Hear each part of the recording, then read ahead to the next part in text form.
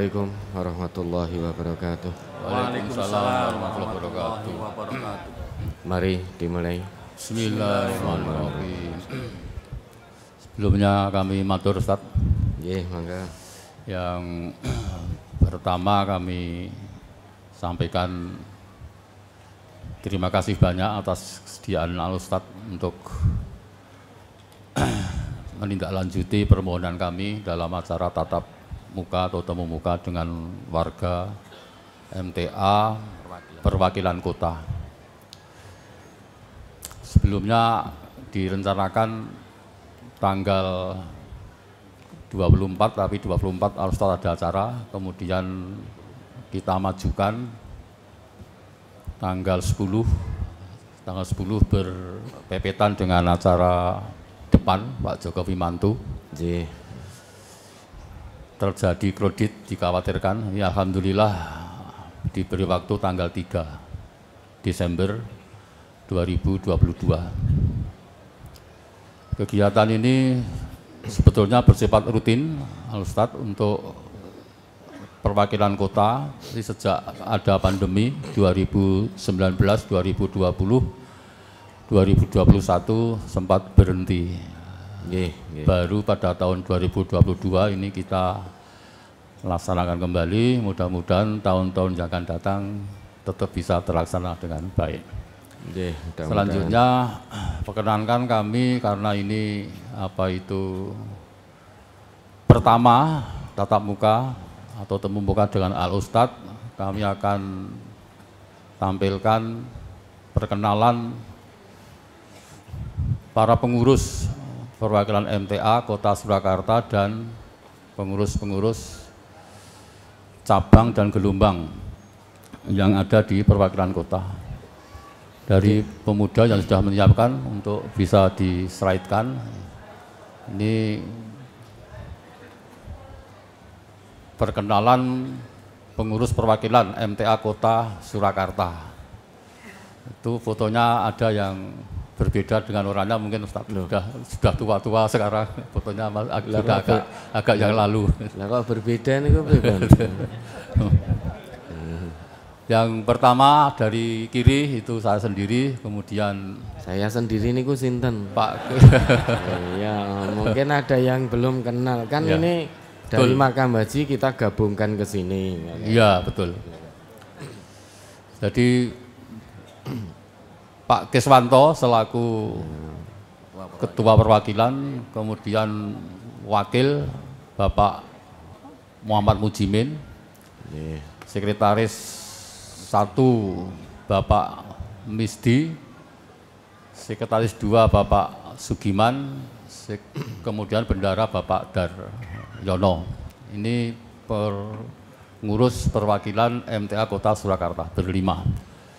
Next, kemudian dari cabang Jebres 1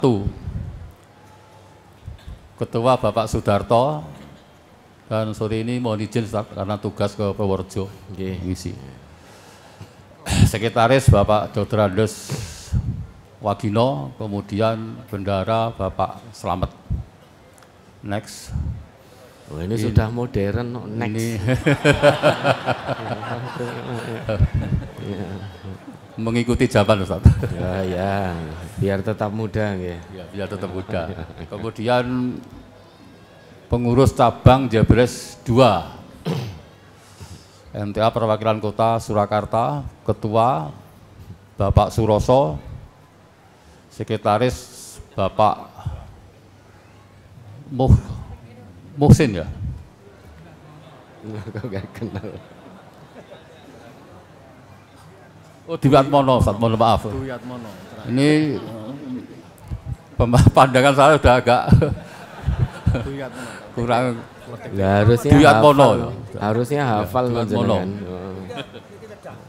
Oh iya, ini aja Ustaz. Kalau ini itu kan harusnya hafal Jebres 1 ini, Jebres 2 ini. Insya Allah hafal Ustaz. Oh iya.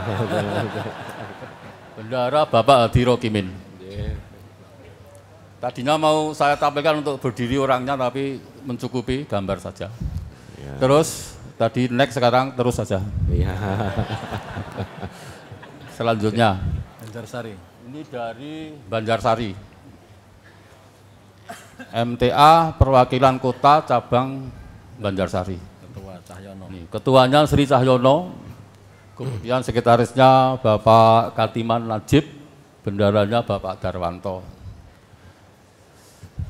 Terus dari Pasar Kliwon.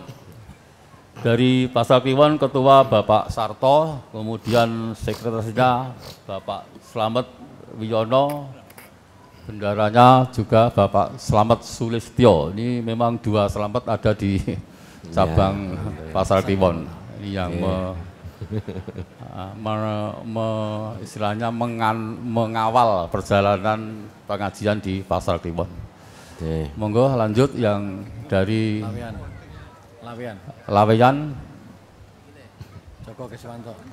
Dari Laweyan, cabang Laweyan, MTA Perwakilan Kota Surakarta, Ketua Bapak Joko Keswanto. Keswanto. Joko Keswanto, ketuanya. Kemudian sekretarisnya Bapak Suharno dan bendahara Bapak Salimi. Monggo lanjut yang dari Gelombang mungkin. Gelombang 78. Gelombang 78 MTA Perwakilan Kota, Ketua Bapak Daryono, sekretarisnya Bapak Winarso, bendahara Bapak Ngabidi. Selanjutnya ini dari Gelombang 12, Ketua Bapak Sunardi, sekretarisnya Bapak Srianto, kemudian bendahara Bapak Erwin Sarifudin. Dari Gelombang 13, Ketua Bapak Hasan Ihwani, Muhammad Hasan. Halo Hasan Ihwani, mohon maaf Surabaya. Sukolilo sana. Sukolilo. Sekretaris Bapak Priyanto, bendahara Pak Imam Fahrozi. Imron Fahrozi. Kemudian dari koordinator. Apa ini komponen dakwah yang lain, yaitu koordinator guru daerah dan elemen MTA Perwakilan Kota Surakarta. Itu apa itu koordinator guru daerah Bapak Ngabidi, koordinator Satgas Bapak Teguh, koordinator parkir Bapak Agung, koordinator Bankom Pak Sutrisno, dan koordinator SAR Mas Ali Akbar. Kemudian pengurus pemuda juga perlu kami sampaikan, itu Ketua 1 Pemuda MTA Kota Bapak atau Mas Nur Fajar Rahman, Ketua 2 Pak Warso, Sekretaris 1 Pemuda MTA Kota Muhammad Wahid, Sekretaris 2 Pemuda MTA Kota Mas Ibnu Sina, Muhammad Ibnu Sina. Bendahara Pemuda MTA Kota Mas Muhsin. Insya Allah para pengurus pemuda ini terlahir dari apa ini rahim ibunya, bapak dan ibu yang sudah mengaji. Ya, alhamdulillah. Semuanya. Demikian Ustaz sekilas dari apa yang kami sampaikan. Kami dan seluruh warga MTA Perwakilan Kota senantiasa berdoa kepada Allah semoga Al-Ustadz senantiasa diberi kesehatan, amin, dalam membimbing kami semuanya, diberi kemudahan dan kelancaran dalam segala urusan, amin. Yang terakhir, ini kami sekali lagi menghimbau kepada para peserta temu muka pada sore hari ini. Jadi kita masuk ruangan dalam keadaan bersih, nanti setelah pulang kita mohonkan juga kembali bersih, tidak ada kotak-kotak snack yang tertinggal maupun bungkus-bungkus apa itu botol-botol kafur yang tercecer. Semuanya harus dalam posisi bersih kembali dalam rangka membiasakan kita untuk tidak meninggalkan sampah di tempat kegiatan kita. Saya rasa itu Ustaz laporan dari kami. Mohon maaf kalau ada kekurangan. Assalamualaikum warahmatullahi wabarakatuh. Waalaikumsalam warahmatullahi wabarakatuh. Ini majelis perwakilannya di mana? Kebetulan di pusat. Kebetulan dulu.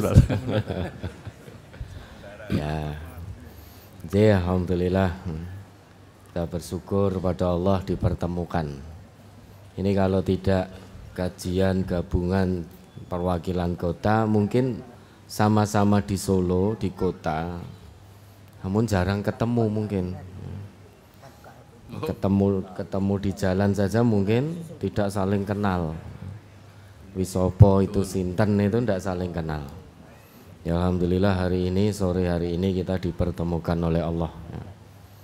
Nanti kita tidak akan lama-lama, yang penting singkat, padat. Kan remene ngoten toh? Lho kan nggih kan gitu. Ya alhamdulillah, sebelum kita memulai, tadi bagus sekali dari Ketua Perwakilan Kota mengingatkan kita semua. Ini nidom lama kita. Jadi nidom lama yang ada di Majelis Tafsir Al-Quran. Ini sudah sejak dulu, nidom ini belum dicabut. Jadi kita datang bersih, pulang juga bersih. Bahkan dulu itu kalau ngaji, kita pulang dari tempat kajian, tas kita, kantongan kita itu isinya bungkus-bungkus permen, roti dan lain sebagainya. Maka harapannya ini kota, sahibul bait, ya, tuan rumah, ini menjadi teladan bagi yang lainnya. Jangan sampai nanti kita tinggalkan satu sedotan kafur itu saja, jangan sampai tertinggal di sini. Apalagi panjenengan nunut di sini. Nunut mosok ngregeti kan. Jadi yang memang membawa makanan, minuman, sampahnya letakkan di tasnya masing-masing. Sehingga nanti kita pulang bersih semuanya. Oke, baik, itu salah satu aturan yang ada di Majelis Tafsir Al-Quran. Karena segala sesuatu itu harus ada disiplinnya. Tanpa kedisiplinan, meski itu sesuatu yang hak, maka akan menjadi tidak baik. Hidup di dunia ini, menjalani amanah kehidupan dari Allah juga harus dengan kedisiplinan. Tidak boleh kita menjalani amanah hidup dari Allah kok sak karepe dhewe, itu tidak boleh. Dengan memperturutkan hawa nafsu, apa yang menjadi keinginan hawa nafsu harus dituruti, maka jadinya pasti tidak baik. Kan hidup ini yang punya Allah, dunia ini milik Allah, kita ini hanya dititipi. Allah menitipkan nyawa pada kita, menitipkan kehidupan pada kita. Allah punya aturan. Aturan dari Allah ini tidak boleh dilanggar. Karena saat kita melanggar aturan Allah, pasti hasilnya kesengsaraan demi kesengsaraan. Biar kita tidak salah aturan, biar tidak salah langkah, maka Allah turunkan pedoman hidup, yaitu Al-Quran. Kemudian Allah utus Rasulnya untuk menjelaskan isi Al-Quran, biar semua umat manusia itu tahu arah hidupnya. Kalau sampai ada manusia yang tidak tahu arah hidupnya, tidak tahu arah tujuannya, kenapa dia hidup di dunia, kemudian untuk apa dia hidup di dunia ini, untuk siapa dia hidup, bagaimana dia harus menjalani amanah kehidupan dari Allah, bagaimana dia harus mengakhiri kehidupan ini nantinya, ini semua harus dipahami dengan baik. Kalau sampai sore hari ini sudah sekian puluh tahun mungkin Allah beri kehidupan kita, ada yang 10 tahun, 20 tahun, 30 tahun, bahkan mungkin sudah Allah beri kesempatan untuk hidup, 40, 50, 60, 70, 80 tahun mungkin. Namun kalau belum tahu arah tujuannya hidup di dunia ini untuk apa, untuk siapa, bagaimana harus hidup, bagaimana memikirkan kesudahan hidupnya dunia, nah ini akan rugi kita. Kalau hanya hidup sebatas hidup, orang yang tidak beriman kepada Allah pun juga hidup. Mereka juga hidup sama dengan kita. Nah sekarang kalau tidak ada bedanya, lah untuk apa kita jadi orang Islam? Kalau hidup kita hanya seperti mereka,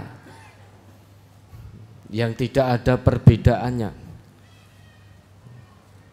hanya untuk menghabiskan dari waktu ke waktu saja. Bangun tidur, kemudian aktivitas, bekerja, kemudian pulang, kemudian tidur lagi, makan, main, dan lain sebagainya, dan lain sebagainya. Kalau hanya untuk itu, ya sama kita dengan mereka. Maka harus beda.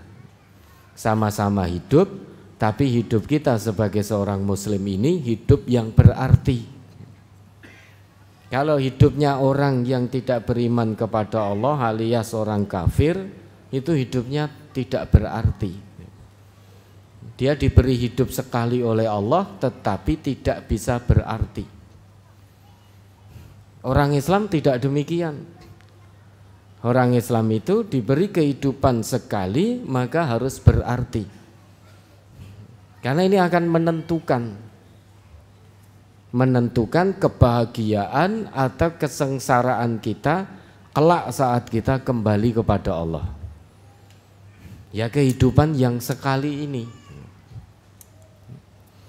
Coba, pernahkah Bapak Ibu atau kita semua selama ini merenung barang sejenak, sebetulnya kita hidup untuk apa? Saat kita melihat lalu lalang manusia yang begitu banyak, mobil berseliweran, manusia berterbaran, beraktivitas mencari kehidupan, termasuk kita di dalamnya. Pernahkah kita merenung kemana manusia yang begitu banyak berseliweran, bertebaran ini, kemana mereka akan pergi? Ainal mafar, kemana tempat kembalinya, kemana tempat larinya? Saat sudah di pagi hari, penuh jalanan, berseliweran, disik-disikan. Nanti saat malam sudah mulai reda. Terus begitu yang kita lalui. Kalau sudah malam, rasa lelah, rasa kantuk menghampiri, kita tidur. Kalau sudah, kita bangun, aktivitas lagi. Terus seperti itu. Udah sampai kapan? Dan aktivitas kehidupan orang kafir juga seperti ini. Mereka kalau ngantuk juga tidur. Mereka kalau siang hari juga bekerja mencari nafkah, bahkan di malam hari juga. Mereka kalau lapar makan, sama dengan kita. Mereka haus juga minum, sama dengan kita.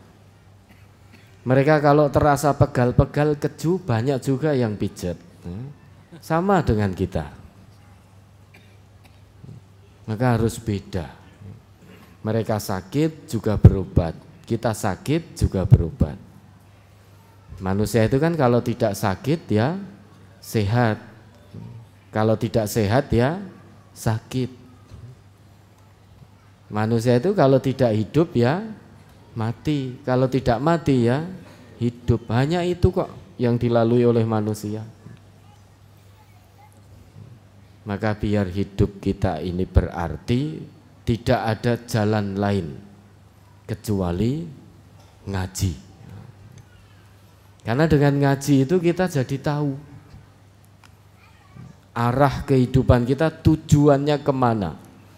ru'yah mansudah kita jadi ngerti tujuan besar kita, cita-cita besar kita hidup sebagai seorang muslim di dunia ini, kita jadi paham hanya dengan ngaji. Setelah paham diamalkan. Contoh yang sangat sederhana Bapak Ibu ya. Ketika kita tidak ngaji, kita tidak akan paham. Ada perintah sholat, orang Islam wajib sholat. Tetapi sholatnya bagaimana kalau kita tidak ngaji, kita nggak ngerti. Karena sholat itu yang mengajarkan Rasulullah, shollu kama ra'aitumuni usolli. Sehingga dengan ngaji kita jadi tahu, oh tata cara sholat yang benar menurut Allah, menurut Rasul itu seperti ini. Dari mana kita tahu kalau sholat subuh 2 rakaat, zuhur 4 rakaat dan seterusnya? Kalau tidak ngaji, nggak ngerti kita. Maka itu pentingnya ngaji. Dan ngaji di MTA ini bukan sembarang ngaji. Kalau ngaji hanya untuk formalitas, ya mending nggak usah ngaji. Jadi kita ngaji kalau hanya untuk formalitas, datang pulang, lebih baik tidak usah ngaji. Karena percuma. Orang yang ngaji itu punya tanggung jawab setelah paham apa yang dikaji. Dan dia wajib mengamalkan hasil kaji itu. Coba diingat kembali Quran surat Az-Zumar ayat 9. Itu bedanya orang ngaji dengan orang yang tidak ngaji. Surat Az-Zumar, surat ke-39 ayat 9. A'udzu billahi minasyaitonir rajim. Amman huwa qanitun ana al-laili sajidan wa qa'iman yahdharul akhirata wa yarju rahmatar rabbih. Qul hal yastawil ladzina ya'maluna wal ya'lamuna wal ladzina la ya'lamun. Innama yatadzakkaru ulul albab. Apakah kamu orang musyrik yang telah beruntung, ataukah orang yang beribadah pada waktu malam dengan sujud dan berdiri karena takut pada azab akhirat dan mengharapkan rahmat Tuhannya? Katakanlah, apakah sama orang-orang yang mengetahui dengan orang-orang yang tidak mengetahui? Sebenarnya hanya orang yang berakal sehat yang dapat menerima pelajaran. Nah, sebelum kita lanjutkan, nih Ustadz Keswanto, kita sepakati dulu sampai jam berapa?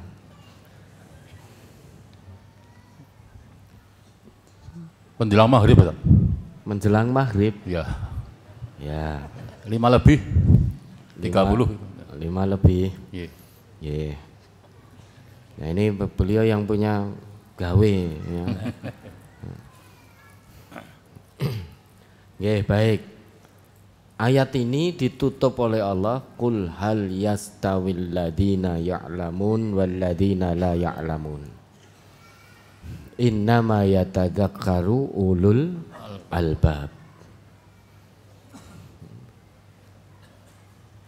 Ini bukan sekedar apresiasi dari Allah untuk hambanya yang berilmu, bukan. Bukan hanya sebatas apresiasi dari Allah. Namun ini dunia tanggung jawab. Allah sedang berbicara, Allah sedang mengingatkan tentang dunia tanggung jawab bagi orang yang berilmu. Sampai-sampai Allah tegaskan, apakah sama orang yang mengetahui dengan orang yang tidak mengetahui? Pertanyaan dari Allah ini tidak butuh jawaban dari manusia. Kalau saya yang bertanya pada panjenengan, itu panjenengan akan memberikan jawaban. Sami nopo mboten, orang ingkang pirsa kalian ingkang boten pirsa. Nah, itu kalau yang tanya saya itu butuh jawaban dari panjenengan. Secara spontanitas panjenengan pasti akan menjawab benten, beda. Tetapi pertanyaan dari Allah ini tidak butuh jawaban dari manusia. Kita tidak perlu mengatakan benten ya Allah, tidak perlu. Tetapi butuh pembuktian. Pembuktian dari manusianya sendiri, berupa ucapan maupun perbuatannya. Kalau sudah tahu bahwa orang yang tahu dan yang tidak tahu itu beda di sisi Allah, maka bagaimana pembuktianmu sebagai orang yang tahu? Ini Allah sedang mengingatkan kita tentang dunia tanggung jawab. Kalimatul istifham la lis-su'al. Redaksi tanya tetapi tidak butuh jawaban. Wa innama lil hadar. Redaksi tanya fungsinya untuk peringatan. Peringatan bagi siapa? Bagi orang yang berilmu. Jadi kalau orang ngaji, dia punya ilmu, memahami aturan-aturan agama Allah, tidak cukup berhenti di pemahaman saja, maka harus dibuktikan pemahamannya, yaitu dengan amal soleh. Praktekkan, laksanakan hasil kajinya. Saat kita ngaji, kita tahu, oh ternyata dalam Quran, dalam sunnah itu ada larangan untuk berkata bohong. Ini ilmu, ini teori kebenaran Quran dan sunnah. Tidak cukup hanya kita pahami sebatas teori saja. Loh aku wis ngerti, saya sudah tahu nek bohong kuwi dosa. Maka kita sebagai orang yang berilmu, tanggung jawab kita terhadap Allah bagaimana? Setelah tahu kalau ternyata ada larangan dalam agama tentang berkata bohong, ya berusaha kita untuk berkata jujur, apapun resikonya. Kita ngaji, kita tahu ternyata dalam Quran, dalam sunnah ada perintah untuk mencari rezeki yang halal dan thayyib. Meski kondisi kita secara ekonomi kekurangan, zaman semakin edan, jangan ikut-ikutan edan, hanya kepingin keduman. Karena kita punya tanggung jawab di hadapan Allah. Sesulit apapun zaman untuk mencari nafkah secara halal, maka tetap itu harus diusahakan. Jangan tergoda oleh edannya zaman.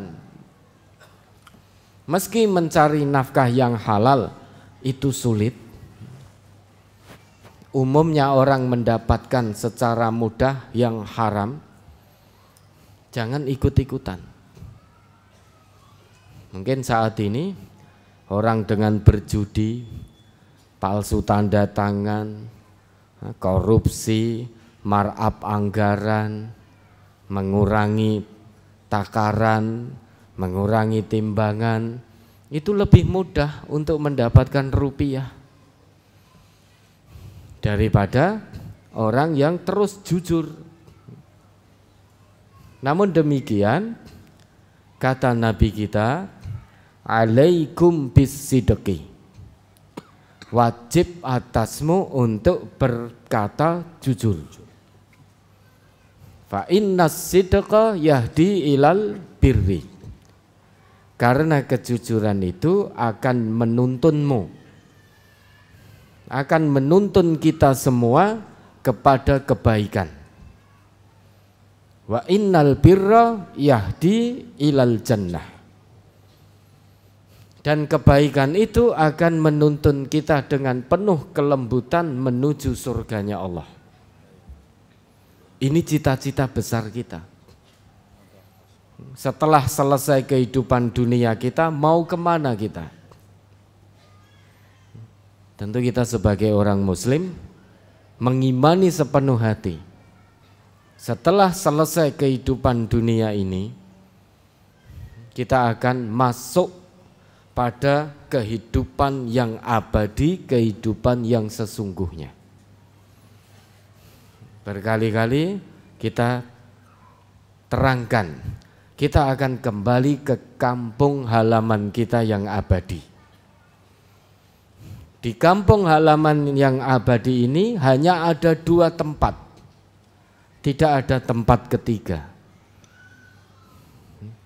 Hanya ada surga dan neraka.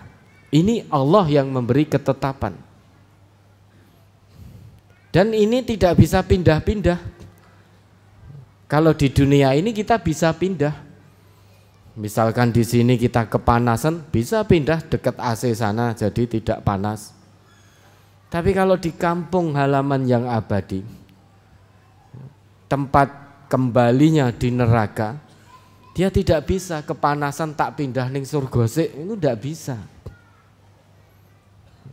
Hanya ada 2 tempat. Dan cita-cita setiap muslim itu sama. Pulang mudik ke kampung halaman, diizinkan oleh Allah menempati surganya. Surga tidak gratisan. Surga itu butuh pengorbanan. Surga itu butuh perjuangan, butuh kesungguhan. Surga tidak bisa ditempuh dengan ongkang-ongkang kaki, males-malesan dalam melakukan amal kebajikan, males-malesan dalam ibadatullah, ibadah kepada Allah, tidak akan sampai ke surga. Salah satu bentuk ibadah kepada Allah yang benar, kita terus berkata jujur. Itu salah satunya. Karena Islam ini bukan hanya sholat, Islam bukan hanya puasa, Islam bukan hanya zakat, Islam bukan hanya umrah, haji dan lain sebagainya. Aturan Islam ini lengkap dari A sampai Z, Z kembali lagi ke A. Semuanya tertuang dengan sangat jelas di dalam Al-Quran dan hadis-hadis Nabi yang sahih. Maka perintah Allah, udkhulu fis-silmi kafah, masuk ke dalam aturan Islam secara totalitas. Agama Allah disebut Islam, al-Islamu, aturannya disebut as-silmu, hasilnya disebut as-salamu. Wallah yad'u ila darissalam. Allah menyeru kalian menuju darussalam, yaitu surga. Sehingga tidak bisa kita pisah-pisah. Orang yang menginginkan darussalam, yaitu surga, dia harus Islam dulu. Tidak ada ceritanya tanpa Islam kok masuk surga, tidak pernah ada ceritanya. Karena Allah yang buat ketetapan itu, Allah yang punya surga. Maka orang yang menginginkan surga harus Islam dulu. Kalau hanya Islam tok, tanpa mau mengikuti aturan Islam yang disebut oleh Allah dengan as-silmu itu, dia juga tidak akan sampai kepada darussalam. Makanya biar hamba-hamba Allah yang telah mengaku Islam itu bisa sampai kepada darussalam, yaitu kampung keabadian, kampung keselamatan, Maka Allah perintahkan pada hambanya dalam Quran surat Al-Baqarah ayat 208 itu. Coba, tidak ada salahnya kita ingat kembali meski mungkin mayoritas di antara kita sudah hafal ayat itu. Maka diingat surat kembali. Al-Baqarah ayat 208, surat yang kedua. A'udzubillahi minasyaitonirrajim. Ya ayyuhalladzina amanu dkhulul fis-silmi kaffah wa la tattabi'u khutuwatis syaiton innahu lakum aduwwum mubin. Wahai orang-orang yang beriman, masuklah ke dalam Islam secara keseluruhan dan janganlah kamu ikuti langkah-langkah setan. Sungguh ia musuh yang nyata bagimu. Ini bentuk kasih sayang Allah kepada hamba-hambanya yang telah menyatakan keislamannya. Maka diingatkan oleh Allah, ya ayyuhalladzina amanu, wahai orang-orang yang telah menyatakan keimanannya. Itu memang artinya hai orang-orang yang beriman. Orang-orang beriman itu kan berarti orang yang telah menyatakan keislamannya. Ayat ini khusus Allah tujukan bagi hambanya yang telah ngaku Islam. Maka seruannya pun ya ayyuhalladzina amanu, bukan ya ayuhan nas.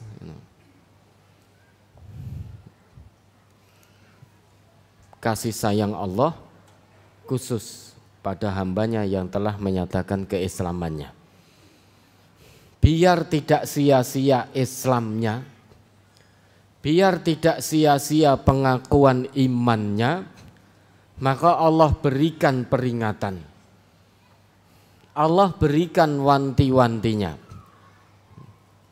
Udkhulu fis-silmi kaffah. Masuklah kalian, wahai hamba-hamba yang telah menyatakan keislamannya. Masuklah kalian ke dalam aturan Islam secara kafah, menyeluruh totalitas, zahiran wa batinan. Jangan setengah-setengah, tapi secara totalitas. Kalau ingin Islam kita tidak sia-sia di hadapan Allah. Tapi sayangnya Bapak, Ibu, saudara dan saudari, banyak saat ini, di zaman saat ini, banyak orang yang telah ngaku Islam, menyatakan keislamannya, tetapi Islamnya hanya catatan di KTP. Berapa banyak orang yang ngaku Islam tetapi dia juga korupsi. Berapa banyak di negeri kita ini orang yang ngaku Islam tetapi dia terus berjudi. Berapa banyak orang yang ngaku Islam tetapi dia terus berzina. Orang ngaku Islam tetapi dia terus menipu. Markup anggaran, palsu tanda tangan, manipulasi proyek, sogok suap, dan lain sebagainya. Berarti Islamnya tinggal catatan di KTP. Tidak pernah ada ceritanya satu ayat pun atau satu hadis pun yang membolehkan orang-orang Islam untuk korupsi. Tidak pernah ada. Kalau ada, tunjukkan itu. Satu ayat, satu hadis yang membenarkan korupsi. Tunjukkan satu ayat, satu hadis yang membenarkan judi, zina, minum-minuman keras, berkata bohong, sogok suap, dan lain sebagainya. Tidak pernah ada ceritanya itu. Ini berarti banyak yang ngaku Islam tetapi diseru oleh Allah biar tidak sia-sia Islamnya untuk masuk ke dalam aturan Islam secara kafah, banyak yang tidak mau. Kenapa? Karena Tuhannya tanpa sadar sudah berubah, bukan lagi Allah tetapi hawa nafsunya. Kalau Tuhannya masih Allah, tidak menuhankan yang lain-lain, tentu dia akan tunduk patuh pada aturan Allah. Kenapa dia bisa menipu? Kenapa dia bisa melakukan pelanggaran-pelanggaran, kedurhakaan, kemaksiatan? Karena nuruti hawa nafsu. Terkecoh, tertipu dengan kehidupan dunia ini. Kehidupan dunia memang tampak menyenangkan. Nabi kita juga ngendika seperti itu. Ad-dunya hulwatun khadirah. Dunia itu tampak manis dan menyenangkan.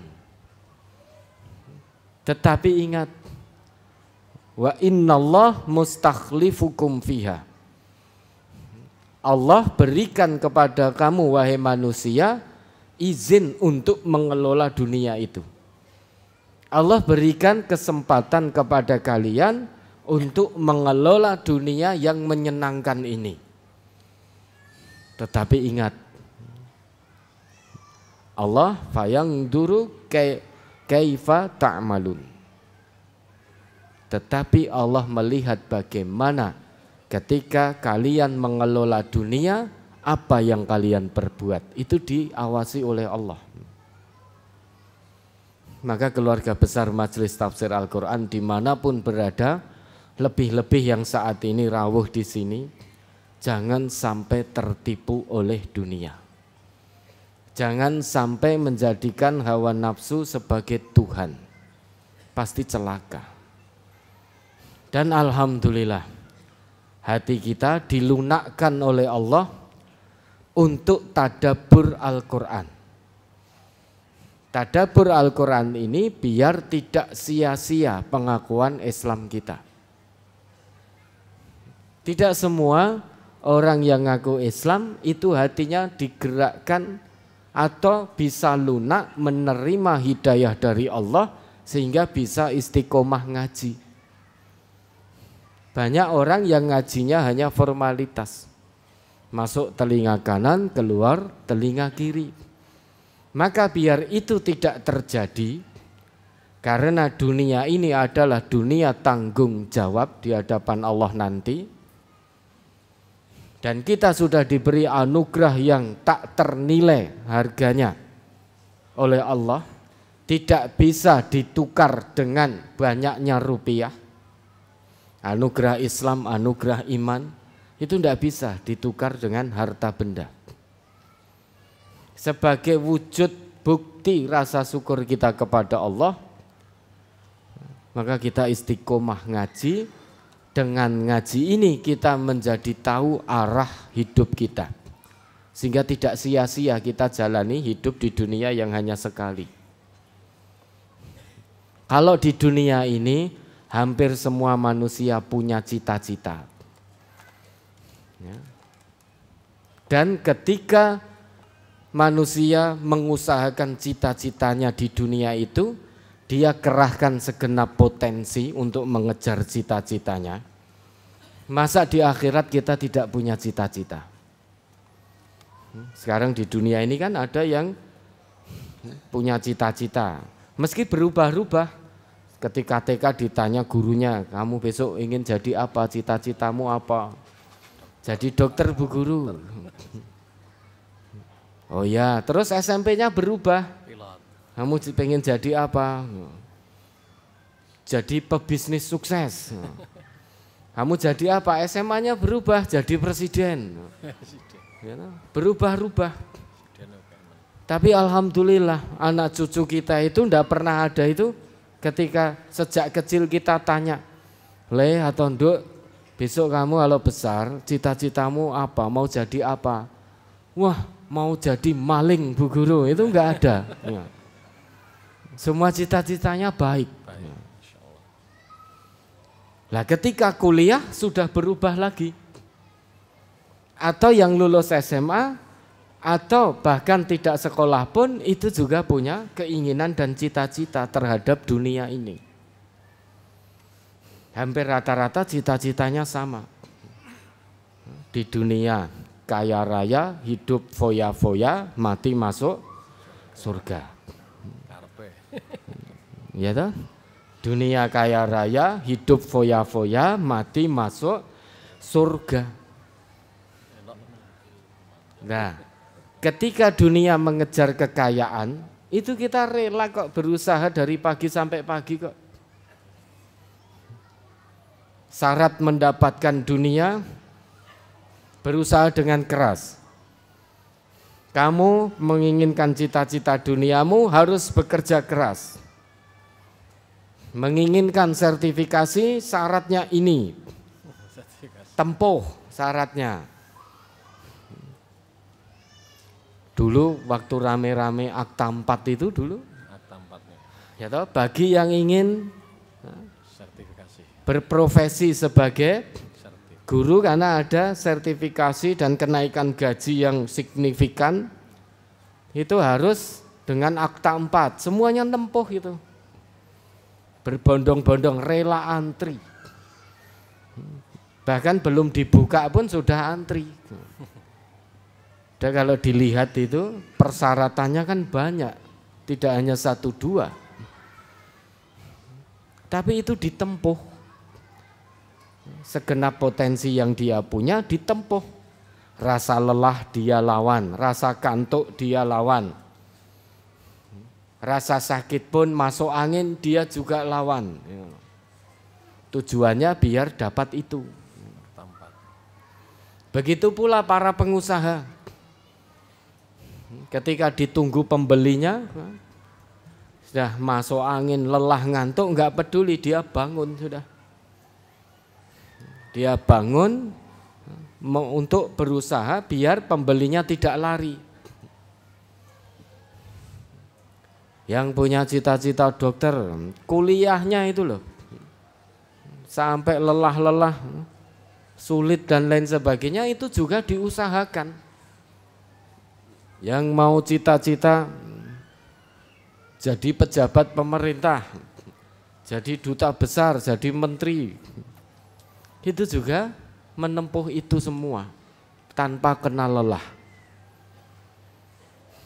Tapi tiba-tiba untuk urusan akhirat kenapa jadi meleto gitu loh.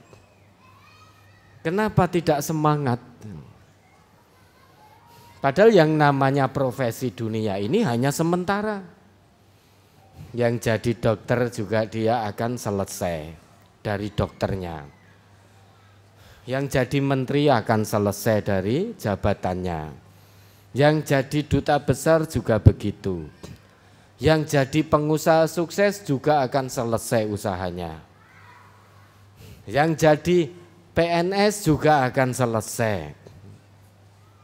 Yang masih hidup akan mati semua, kan selesai semua sudah. Tetapi kita tanpa sadar menempuh segalanya untuk dunia kita. Apa tidak boleh? Boleh. Tetapi jangan sampai melupakan akhirat. Tentunya untuk akhirat kita harus lebih keras lagi usahanya. Kan ayatnya bunyinya wabtaghi fima ataqallahu daral akhirah wala tansa nasibaka minad dunya. Bunyi ayatnya begitu. Wabtaghi, kejarlah, carilah dengan mencurahkan segenap potensi yang Allah berikan kepadamu untuk meraih kebahagiaan akhiratmu. Tetapi ingat, wala tansa nasibaka minad dunya. Sebelum kamu sampai akhirat, kamu di dunia dulu. Dunia kamu butuh makan, sandang, papan, pangan. Itu diusahakan. Tetapi mengusahakan dunia jangan sampai melebihi usaha kita untuk akhirat kita. Perintah untuk mengejar kebahagiaan akhirat itu dengan ibtagha yabtaghi wabtaghi. Kejarlah. Curahkan segenap potensi duniamu untuk mengejar akhiratmu. Kenapa? Karena kehidupan akhirat itulah kehidupan yang sesungguhnya, bukan kehidupan tipu-tipu. Tapi kalau kehidupan dunia ini, kehidupan yang isinya tipu-tipu, maka cukup wala tansa, jangan kamu lupakan kehidupan duniamu. Tanpa sadar, selama ini perbuatan kita telah membalik bunyi ayat itu. Seolah-olah ayat itu sudah kita balik dengan perbuatan kita, sehingga bunyinya menjadi wabtaghi fima ataqallahu darad dunya wala tansa nasibaka minal akhirah. Perbuatan kita telah membalik bunyi ayat itu tanpa kita sadari, sehingga seolah-olah ayat itu berbunyi, kejarlah duniamu dengan segenap potensimu, tapi jangan lupakan akhiratmu. Bukan ayatnya yang terbalik, tetapi perbuatan kita yang telah membalik ayat itu. Harusnya segenap potensi itu untuk mengejar akhirat. Kenapa kesungguhan segenap potensi justru kita curahkan untuk ngejar dunia? Untuk urusan akhirat nek eling tok.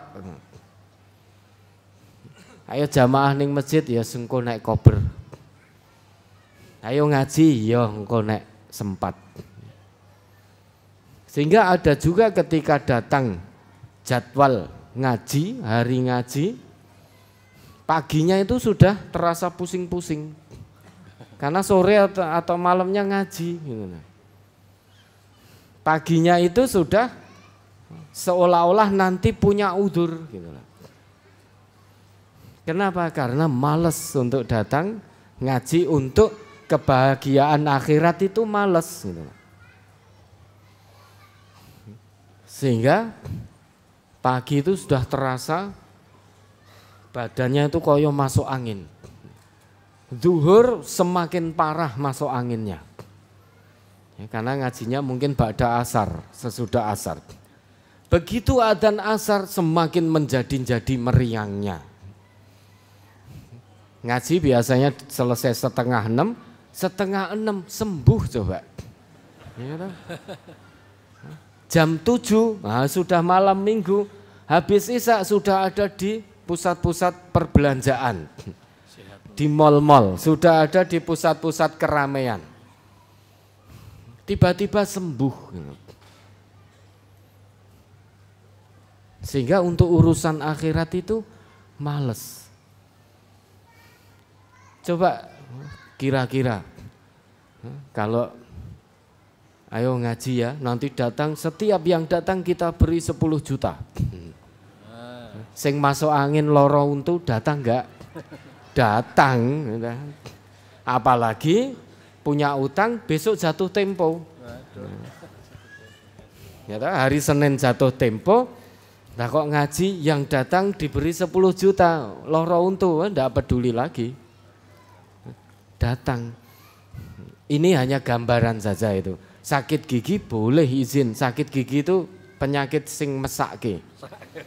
Rasa sakitnya luar biasa, tetapi nek izin ngaji koyo ora patut. Dan tidak pernah dijenguk. Nyata sakit gigi itu alah biasa, ora tahu ditilii. Padahal itu sakitnya luar biasa. Tetangganya tidak ngapa-ngapa diseneni, anaknya enggak bersuara diseneni, ngopo toleh ribut-ribut padahal anaknya meneng karena sakit gigi. Enggak, itu gambaran. Kalau untuk urusan dunia, andai kata kita dijanjikan, diiming-imingi oleh dunia, sakit pun niscaya akan kita lawan. Berulang kali kita contohkan. Hei fulan atau hei fulanah, datang ya kamu ke tempatku sepertiga malam. Ini kira-kira yang nelpon bos kita, bos di tempat kita bekerja. Kamu datang ya sepertiga malam ke rumahku. Nanti kalau kamu bisa datang, aku beri 10 juta. Kalau dalam seminggu bisa istiqomah datang, aku naikkan 100 juta. Kira-kira kita datang tidak? Datang. Hujan lebat? Datang. Diterjang tetap. Masuk angin? Enggak peduli. 100 juta. Tapi ketika yang menjanjikan Allah, wahai hamba-hambaku yang telah menyatakan keimanannya, bangun, bangun sepertiga malam. Wa minal laili fatahajjat bihi nafilatal lak. Bangun di sebagian malam, di sepertiga malam, wahai hambaku, bangunlah kalian. Tahajudlah kalian sebagai tambahan untukmu. Iming-iming dari Allah apa? Fa'asa ayyaba'asaka rabbuka maqamam mahmudah. Niscaya kalau kamu bisa bangun di sebagian malam, tahajud kepada Allah dengan keikhlasan, dengan penuh ketundukan, niscaya kamu akan ditempatkan oleh Tuhanmu yaitu Allah di tempat yang terpuji. Yang punya kehidupan ini Allah, yang punya dunia ini Allah, yang punya pekerjaan yang kita tekuni, yang kita geluti itu Allah, yang punya harta kerajaan langit dan bumi wa ma bainahuma itu Allah. Allah sudah janjikan, bangun kamu tahajud sepertiga malam, akan aku tempatkan kamu di tempat terpuji. Urusan pekerjaan jadi lancar, rezeki mengalir begitu deras, keran-keran berkah dari langit dan bumi dibuka oleh Allah. Hatinya penuh dengan ketenangan, tidak bisa diganggu, tidak bisa ditimpa oleh madharat orang lain. Ada masalah di tempat kerja, selesai begitu mudah karena Allah yang berikan solusinya, karena Allah yang campur tangan. Punya urusan dengan seseorang, selesai dengan begitu mudah. Karena Allah sudah tempatkan di tempat terpuji. Nah, ketika tinggalkan dunia, tempatnya di surga. Itu banyak di antara kita yang tidak kepingin. Apalagi sekarang musim hujan. Wah, adem. Adem. Coba kenapa ketika kita dijanjikan untuk diberi seseorang, kenapa kita bisa melawan rasa dingin kita? Masuk angin nih, kenapa kita bisa melawan masuk angin kita? Tapi untuk bangun sepertiga malam sulit sekali. Rasa malas menghantui. Untuk urusan dunia semangat 45. Untuk urusan akhirat, untuk kehidupan kenikmatan yang abadi, yang hakiki, kita bermalas-malasan. Wis ngono nanti nek meninggal punya cita-cita masuk surga, surganya itu surga Firdaus. Ya toh? Bersama para nabi, para rasul, para siddiqin, para syuhada, para solihin. Tetapi ketika diseru untuk mencurahkan segenap potensi meraih kebahagiaan akhirat, males. Untuk mengamalkan hasil ngaji, males. Untuk berkata jujur, males. Karena tidak dapat bagian nanti. Untuk menjauhi sogok suap juga tidak mau. Karena tidak dapat bagian dunia. Maka kita bersyukur. Hati kita dilunakkan oleh Allah. Kita bisa tadabbur Al-Quran secara istiqomah. Maka biar tidak sia-sia ngaji kita, di MTA ini diikat dengan aturan. Aturan ini, disiplin ini tidak boleh ditawar. Bagi yang ingin ngaji di MTA, dia harus mengamalkan hasil kajinya. Maka Bapak Ibu tidak perlu heran jika perbuatan atau ucapan kita menyimpang, kok ada saudara kita yang meluruskan.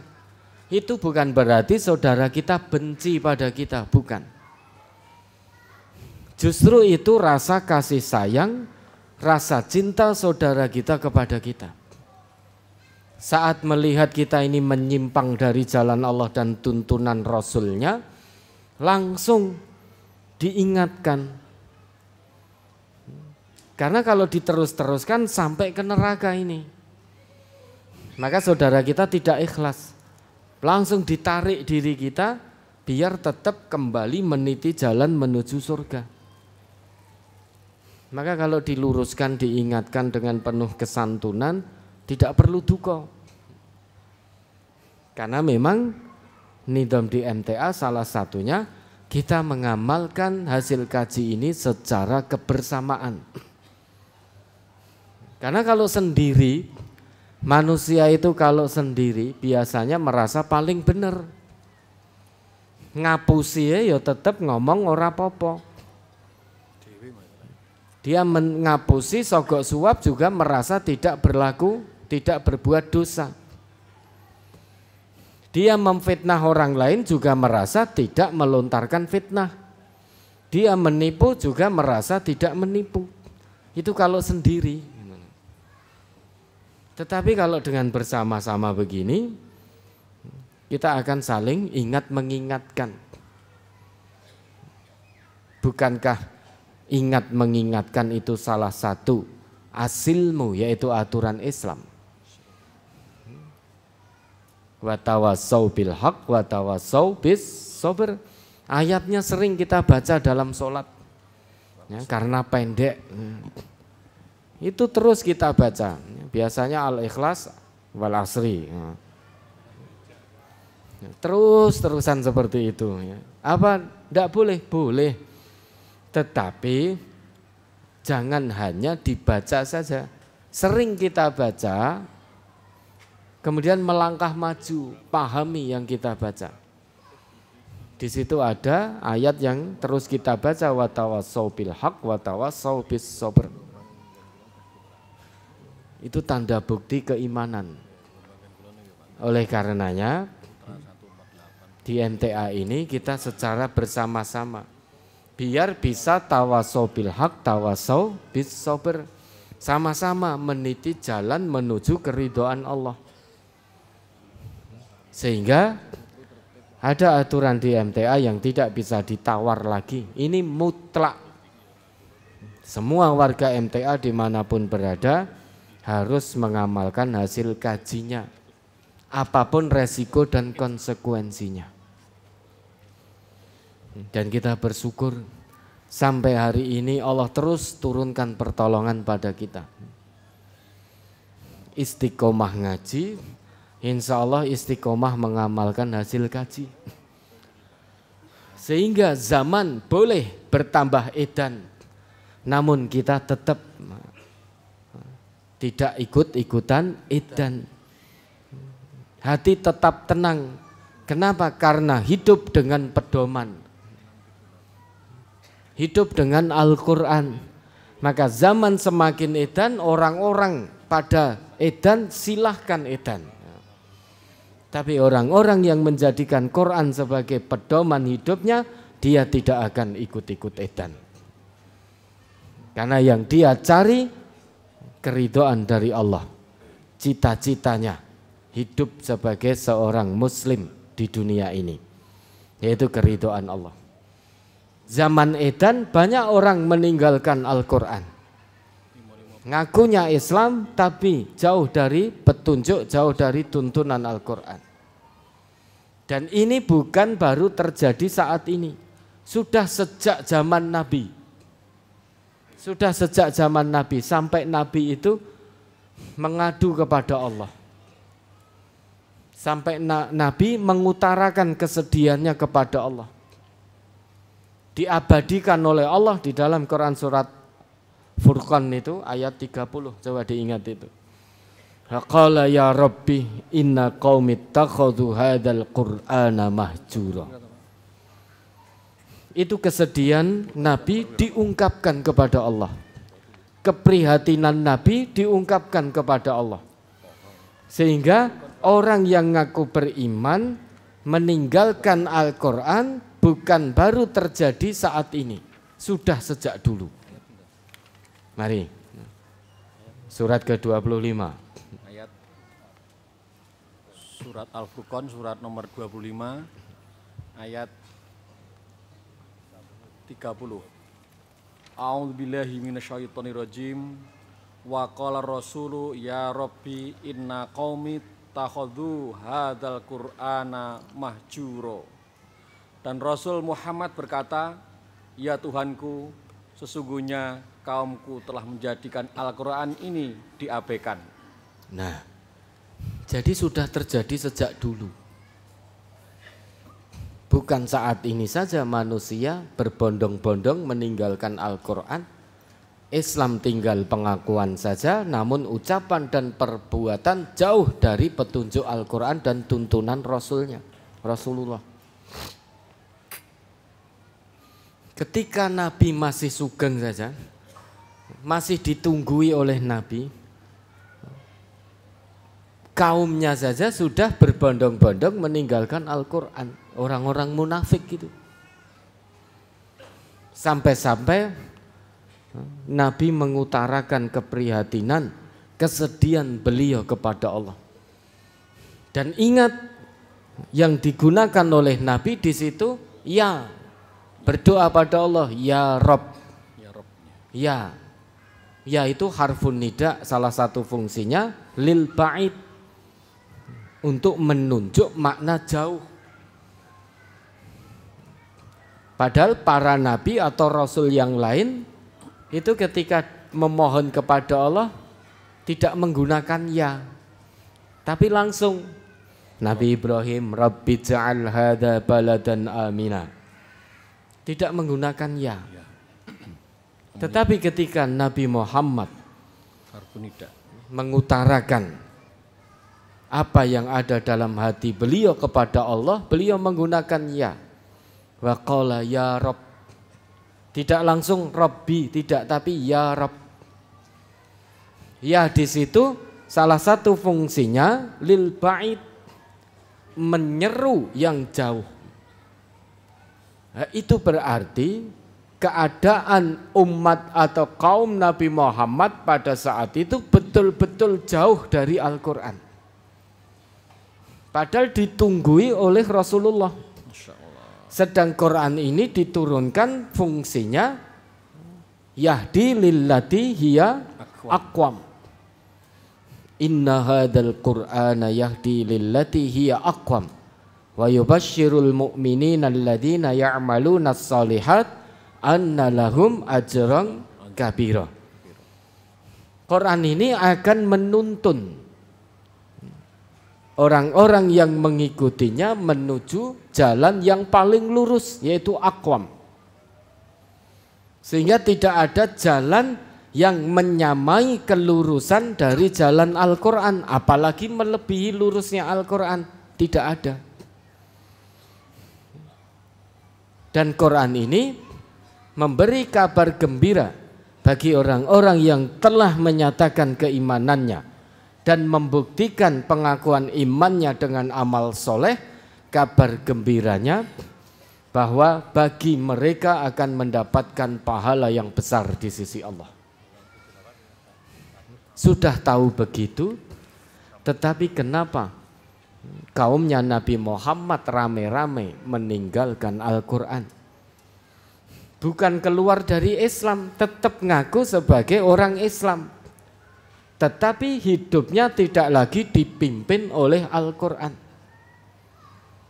Yang menjadi Tuhan sudah hawa nafsu, tidak keluar dari Islam, tidak. Dan itu sudah terjadi sejak dulu. Lah, kesedihan, keprihatinan yang diungkapkan oleh Nabi kepada Allah ini mendapat jawaban dari Allah. Dalam Quran surat Al-Ma'idah itu salah satunya ayat 41. Ya ayyuhar rasul, la yahzunkal ladzina yusari'una fil kufr minal ladzina qalu amanna bi afwahihim wa lam tu'min qulubuhum wa minal ladzina hadu, dan seterusnya itu. Coba diingat mari. Wah, ini tinggal 7 menit ini. Mari segera. Surat Al-Maidah surat kelima ayat 41. A'udzubillahi minasyaitonirrajim. Ya ayyuhar rasulu la yahzunkal ladzina yusari'una fil kufri minal ladzina qalu amanna bi afwahihim wa lam tu'minu qulubuhum wa minal ladzina hadu sama'una lil kadzibi sama'una liqaumin akharin lam ya'tuk yuharifunal kalima mim ba'di mawadhi'i yaquluna in utitum hadza fakhudhuhu wa illam tauhu fahdharu wa may yuridillahu fitnatahu falan tamlika lahu minallahi syai'a ulaika alladzina lam yuridillahu ayutahhira qulubahum lahum fid dunya khizyun wa lahum fil akhirati adzabun azim. Wahai Rasul Muhammad, janganlah engkau disedihkan karena mereka berlomba-lomba dalam kekafirannya, yaitu orang-orang munafik yang mengatakan dengan mulut mereka, kami telah beriman, padahal hati mereka belum beriman. Nah, cukup ini dulu. Wahai Rasul, hai Muhammad, kata Allah begitu. Jangan kamu disedihkan oleh orang-orang yang bersegera berlomba menampakkan kekafirannya. Dalam arti tidak keluar dari Islam, menampakkan kekafiran. Kufur itu, kafir itu makna dasarnya menutup kebenaran. Lah orang-orang munafik ini menutup kebenaran yang diserukan oleh Rasulullah. Lesannya ngaku beriman, qalu amanna walam tu'min qulubuhum, tapi hatinya jauh dari keimanan. Kita kalau tidak hati-hati bisa masuk ayat ini. Lesan kita mengucap iman, namun jika perbuatan kita tidak sesuai dengan ucapan pengakuan iman di lesan kita, bisa-bisa kita masuk dalam ayat ini. Pengakuan iman hanya di lesan, tetapi hati jauh dari keimanan. Tanda hati dipenuhi dengan keimanan, dia akan melakukan kebaikan, kebajikan, amal soleh sebagai bukti keimanannya yang telah dia ikrarkan di lisan. Sehingga apa yang menjadi perintah agama dia kerjakan dengan penuh keikhlasan dan ketundukan. Apa yang menjadi larangan agama apapun bentuknya dia tinggalkan dengan penuh ketundukan pula. Kalau masih larangan dia terjang, kebaikan dia tinggalkan, maka ini sama persis dengan ayat ini. Ngaku iman di lisan tapi hatinya jauh dari keimanan. Lah dulu Nabi mengutarakan kesedihan kepada Allah. Banyak orang yang ngaku iman wahai Allah, tetapi perbuatannya tidak mencerminkan dirinya seorang yang beriman. Banyak yang ngaku iman ya Allah, tetapi meninggalkan pedoman yaitu Al-Quran. Hidup dengan hawa nafsu. Maka oleh Allah, ya Muhammad, kamu jangan sedih ya. Kamu jangan sedih dengan perilaku orang-orang seperti itu. Orang-orang yang bersegera menutup kebenaran, menutup seruanmu, mengabaikan seruanmu, mengabaikan Quran sebagai pedoman hidup ini. Kamu jangan sedih. Karena kewajibanmu hanya menyampaikan risalah-risalah dariku, kata Allah begitu dengan gamblang. Wa ma'ala rasulina illal balaghul mubin. Kewajiban Rasul kami hanya menyampaikan kebenaran risalah Allah ini dengan jelas dan gamblang. Perkara diterima atau tidak oleh masyarakatnya itu sudah bukan urusan Rasul. Sehingga kamu jangan sedih. Dan jangan pula kamu bersedih hati dengan orang-orang Yahudi itu yang terus menampakkan permusuhan kekafirannya kepadamu. Sama'una lil kadhib. Mereka orang-orang Yahudi itu suka mendengarkan berita-berita bohong. Sama'una liqaumin akharina lam ya'tuk. Mereka juga suka mendengarkan berita bohong dari orang lain yang mana sebetulnya mereka sendiri belum pernah bertemu denganmu wahai Muhammad. Sehingga orang-orang munafik, orang-orang Yahudi itu suka mendengar berita-berita bohong tentang Islam, tentang Nabi Muhammad. Padahal mereka itu belum pernah bertemu dengan Nabi. Tetapi ada yang mengatakan bahwa Nabi Muhammad ini seorang yang gila, majnun, sahirum majnun, penyihir gila, syairum majnun, penyair gila. Mereka percaya. Padahal belum pernah bertemu dengan Nabi Muhammad. Ini hampir mirip dengan keadaan zaman sekarang. Banyak orang ngaku Islam tetapi jauh dari Al-Quran.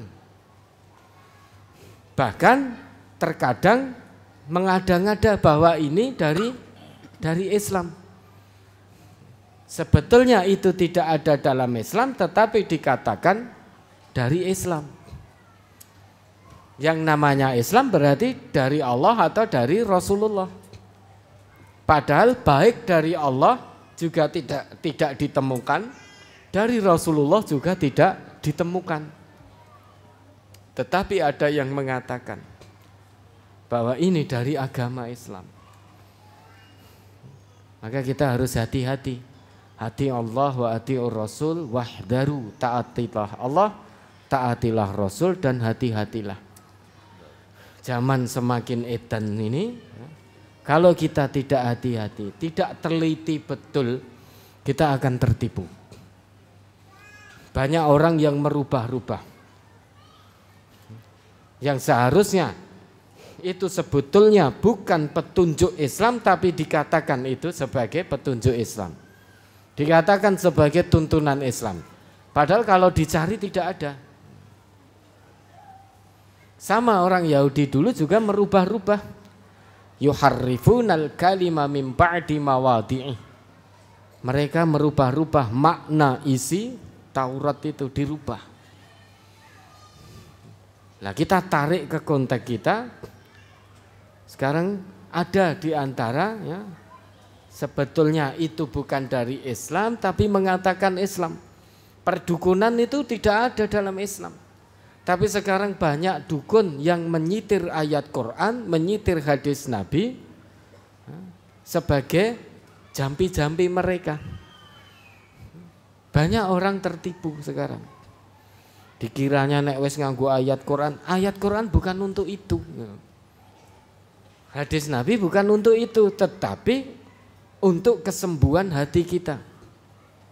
Yang di dalam hatinya banyak penyakit, dengan memahami ayat Quran, mengamalkan Quran, mengamalkan hadis, dia akan sembuh. Dari meniti jalan yang salah menjadi meniti jalan yang benar. Dan ini tidak bisa tanpa ngaji. Hanya orang-orang ngaji yang dicatat oleh Allah, ditetapkan oleh Allah, mendapatkan stempel dari Allah ulul albab. Orang yang ngaji dan mengamalkan hasil kajinya. Bukankah Quran diturunkan untuk itu? Kitabun anzalnahu ilaika mubarakul liyadabbaru ayatihi waliyatadzakkara ulul albab. Kitab Al-Quran ini kami turunkan dengan penuh berkah. Tujuannya apa? Liyadabbaru ayatihi. Agar orang-orang itu mentadabburi tiap-tiap ayatnya. Tadabbur Al-Quran dalam bahasa kita yaitu ngaji. Ngaji bukan hanya sekedar baca, memang iya banyak kebaikan saat kita membaca.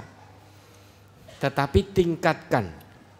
Namanya tadabbur Quran itu ya, yang baca, yo paham, yo mengamalkan. Itu tadabbur Quran. Sehingga membaca kemudian bergerak maju, berusaha memahami apa yang dibaca. Kemudian sesudah itu mengamalkan apa yang dipahamnya. Ini makna dari tadabbur Quran, yaitu ngaji. Waliyatadzakkara ulul albab. Dan agar ulul albab itu bisa menarik ibrah, menarik pelajaran dari petunjuk Al-Quran.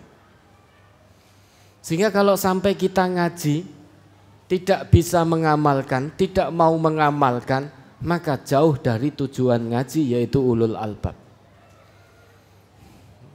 Karena yang menjadi ulul albab itu ngaji dan diamalkan.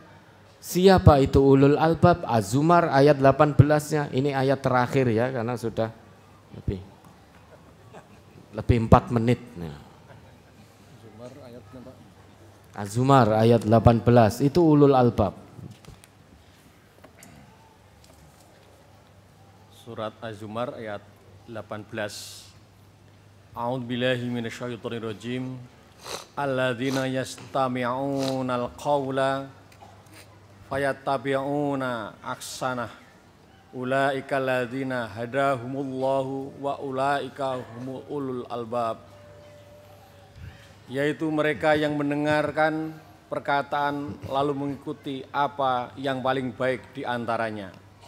Mereka itulah orang-orang yang telah diberi petunjuk oleh Allah, dan mereka itulah orang-orang yang mempunyai akal sehat. Nah itu alladzina yastami'unal qawla fayattabi'una ahsanah. Jadi orang yang mendengar perkataan-perkataan, tetapi dia mengikuti perkataan yang paling baik. Tidak ada perkataan yang menyamai atau melebihi kebaikan dari perkataan yang dia ikuti. Perkataan yang paling baik itu apa? Al-Quran. Karena Al-Quran ini kalamullah, firman Allah, perkataan Allah. Maka meskipun dari berbagai arah dia mendengarkan perkataan-perkataan dari fulan, bahwa ini begini, oh ini dari Islam, ini bukan dari Islam dan lain sebagainya, dia tidak gumunan. Dia tetap ikuti Quran.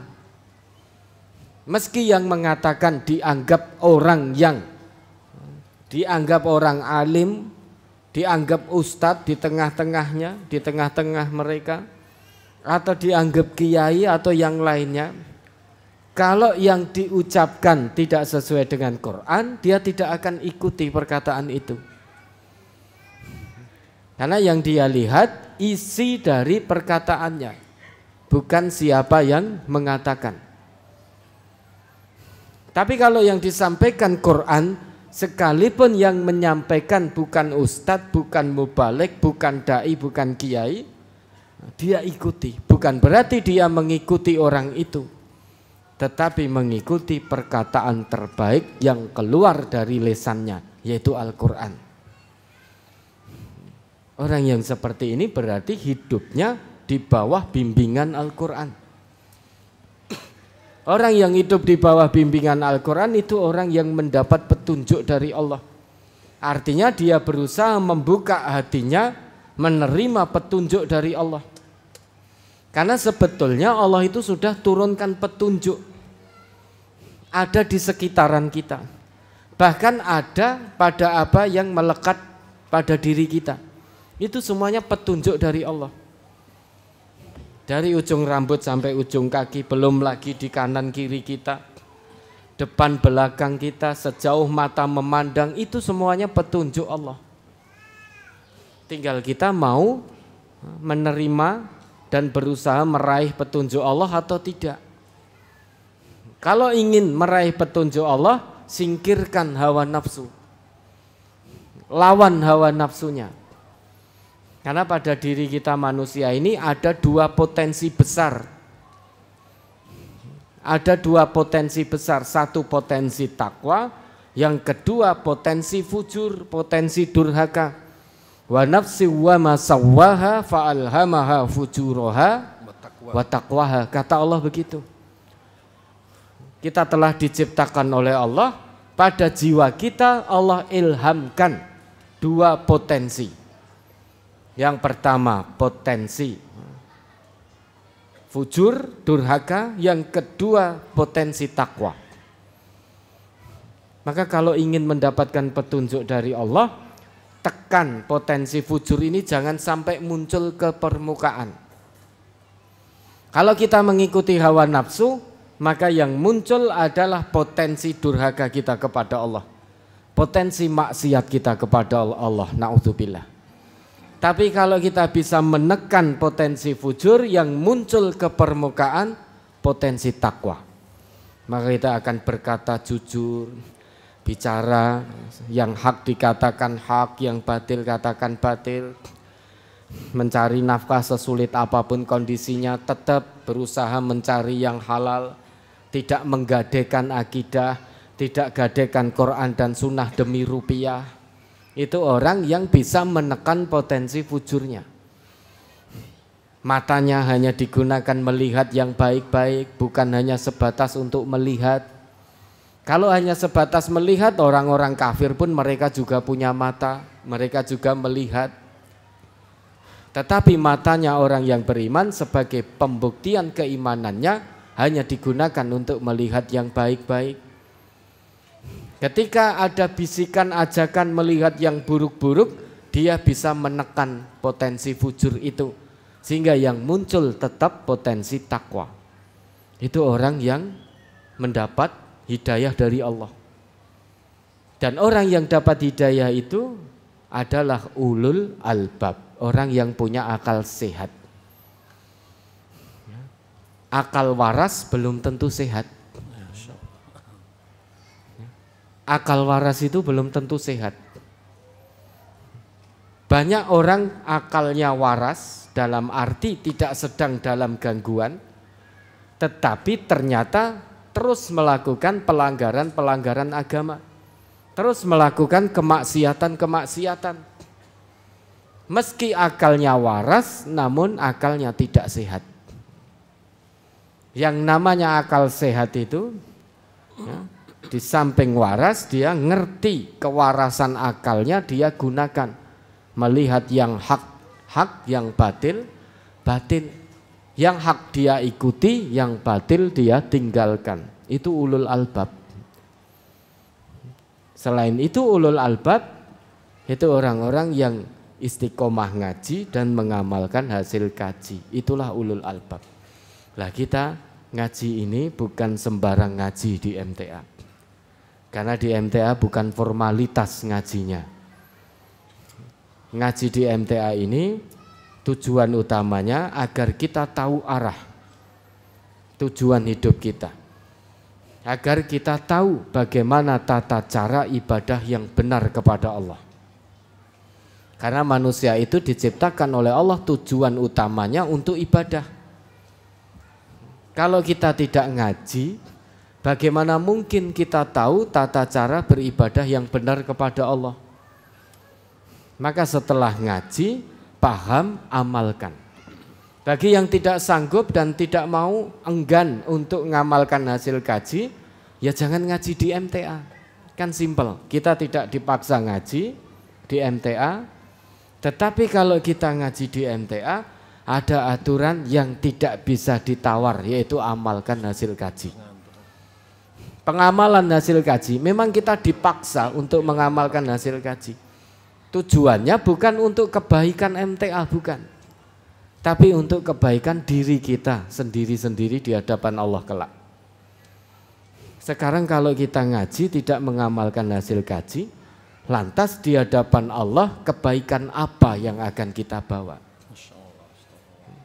Hujah apa yang akan kita bawa sampai di hadapan Allah kalau kita enggan mengamalkan hasil kaji? Karena Quran ini untuk diamalkan, sunnah-sunnah Nabi untuk diamalkan, bukan hanya sebatas untuk menjadi pemahaman saja. Setelah paham, amalkan. Paham, amalkan. Bahkan satu ayat saja yang baru kita pahami, kita punya kewajiban untuk menyampaikan dan mengamalkan. Balighu anni walau ayah. Memang dunia ini dunia tanggung jawab. Sejak pertama kita menjadikan Islam sebagai jalan hidup, sejak saat itulah kita punya tanggung jawab. Ada tanggung jawab di pundak kita. Saat kita menjadikan Islam sebagai jalan hidup kita. Tanggung jawab mengamalkan, tanggung jawab untuk mensiarkan. Maka kalau kita masih males-malesan untuk mengamalkan hasil kaji, untuk mengejar kebaikan akhirat, ketahuilah besok itu kita sudah mati. Gak ada waktu lagi.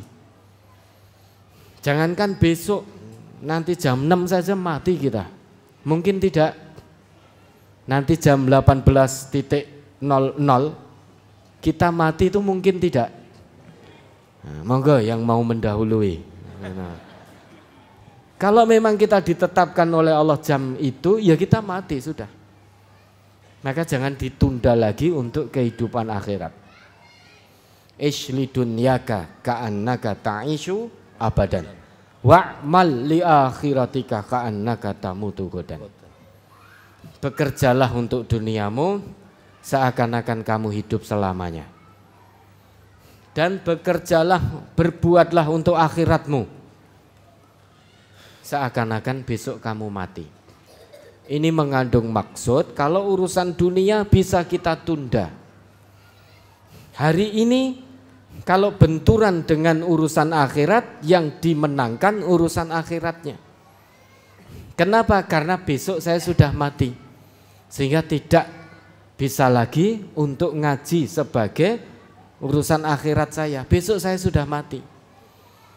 Tapi kalau urusan dunia, oh saya minggu depan, pekan depan masih hidup, maka besok ya pekan depan. Pekan depan benturan lagi dengan urusan akhirat, yang dimenangkan urusan akhiratnya. Kenapa bulan depan masih hidup, tahun depan masih hidup, 10 tahun lagi masih hidup, 100 tahun lagi masih hidup? Ini mengandung makna demikian. Jadi kalau urusan akhirat bertemu dalam satu waktu dengan urusan dunia, yang dinomor satukan adalah urusan akhiratnya. Karena besok sudah tidak sempat lagi, sudah meninggal kita. Ya biasanya kan kita terbolak-balik. Ya, untuk urusan dunia bertemu dengan urusan akhirat, kita kedepankan urusan dunia. Untuk urusan akhiratnya besok parani malaikat maut. Akhirnya tinggal menyesal tanpa guna. Penyesalan tiada guna. Ya mudah-mudahan ya, kita tetap istiqomah dalam ngaji ini dan mengamalkan hasil kaji. Salah satu aturan ngaji kita, karena ini sesuai Quran dan Sunnah, sesama saudara muslim itu adalah bersaudara. Persaudaraan panjenengan harus diikat secara hati dan juga fisik, sehingga persaudaraan qalban wa jasadan. Maka kalau hari ini keluarga besar MTA, khususnya perwakilan kota, masih ada ghil satu dengan yang lain, turun dari sini saling bertemu, ya, hilangkan ghil satu dengan yang lain. Karena percuma fisik kita bertemu kalau hati tidak bertemu, percuma. Padahal kan doa kita yang setiap saat kita panjatkan kepada Allah, Rabbana ighfir lana wa li ikhwanina alladhina sabaquna bil iman wa la taj'al fi qulubina ghillan lil ladzina amanu rabbana innaka raufur rahim. Ya Allah, ampunilah dosa-dosa kami dan dosa-dosa saudara kami yang telah mendahului kami dalam keimanan. Dan jangan engkau jadikan ghil dalam hati kami terhadap orang-orang yang beriman. Jadi syarat diampuni dosa, hilang ghil dulu. Ayat itu, doa itu berbicara seperti itu kan. Rabbana ighfir lana wa li ikhwanina alladzina sabaquna bil iman. Doa permohonan ampun kepada Allah. Kemudian wala taj'al fi qulubina ghillal lil ladzina amanu rabbana innaka raufur rahim. Allah yang Rauf, Allah yang Rahim hanya akan mengampuni dosa hambanya kalau sudah hilang ghil di antara mereka. Selama masih ada ghil, potensi dosanya tidak diampuni. Karena ayatnya ini bertautan gitu loh. Bertautan, tidak terpisah-pisah itu. Ini menjadi satu. Kan Rabbana innaka raufur rahim. Allah yang Rauf, Allah yang Rahim. Hanya akan ampuni dosa kalau ghil sudah hilang. Dengan hilangnya ghil maka akan diampuni dosa. Orang yang diampuni dosa tandanya dia tidak ada ghil. Orang yang tidak punya ghil potensi besar mendapat ampunan dosa dari Allah. Ini doa kita, ayat dari Allah ini bertautan, tidak berdiri sendiri-sendiri. Maka habis ini turun dari sini, kondur dari sini sudah. Hilangkan semua ghil. Lah untuk apa toh ghil diuri-uri? Ya, nanti ditanya oleh Allah di sana, kamu hidup di dunia sebagai mukmin, kenapa tidak bisa melepaskan ghil? Apa yang kamu cari? Padahal permohonan kita, ya Allah, jangan jadikan ghil di hati kami terhadap orang yang beriman. Siapapun itu orang berimannya, maka jangan ada ghil, jangan ada dengki, jangan ada benci, jangan ada dendam di antara kita. Sehingga kita bertemu sebagai saudara sesama muslim, baik hati dan juga fisik kita bertemu. Mudah-mudahan Allah meridhai persaudaraan kita. Tidak hanya saudara di dunia saja, namun sampai di hadapan Allah, di surganya Allah kelak. Mudah-mudahan Allah persaudarakan kita. Baik, cukup Ustadz Keswanto ya. Sudah cukup Ustaz. Ya, karena beliau ngendika sudah cukup, ya sudah cukup. Ya, tadi yang memulai beliau, ya. Maka ini dari kami cukupkan, kurang lebihnya mohon maaf. Tetap istiqomah ngaji, istiqomah mengamalkan hasil kaji, istiqomah memupuk persaudaraan sesama muslim, baik secara hati maupun fisik. Istiqomah dalam ketundukan dan kepatuhan kepada Allah. La tamutunna illa wa antum muslimun. Jangan pernah tinggalkan dunia ini kecuali dalam keadaan berserah diri secara totalitas kepada Allah Subhanahu wa taala. Mudah-mudahan Allah meridhoi. Sampaikan salam untuk keluarga di rumah masing-masing. Assalamualaikum warahmatullahi wabarakatuh. Waalaikumsalam warahmatullahi wabarakatuh. Dengan akhiri loh Pak, harus diakhiri loh.